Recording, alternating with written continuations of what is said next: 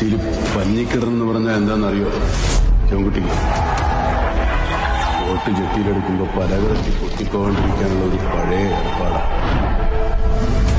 ടയറും ഒക്കെ വരണതിന് കുറേ നല്ല കട്ടപ്പഞ്ഞി പലകമേലങ്ങാട് അടിച്ചടിച്ചടിച്ച് ചേർക്കണം. അമ്മീ കൊത്ത വരച്ചിരുന്നത് രാജുവാണ്. അവനെല്ലാം നേർക്കുനേരെ.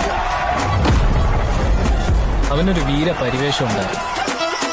സൈമാച്ചോ, നമുക്ക് ആത്മക്കാരുടെ മണി അടിച്ചാലാ?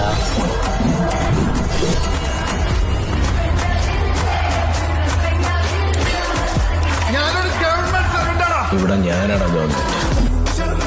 അവനിൽ എന്ത് ഭാവിച്ചാണ് മൈക്കിളേട്ട എങ്ങാനും പറഞ്ഞാലേ പിന്നെ പ്രാന്തം കുരിയച്ചൻ വിചാരിച്ച പോലും നമ്മളെ രക്ഷിക്കാൻ പറ്റില്ല കേട്ടോ.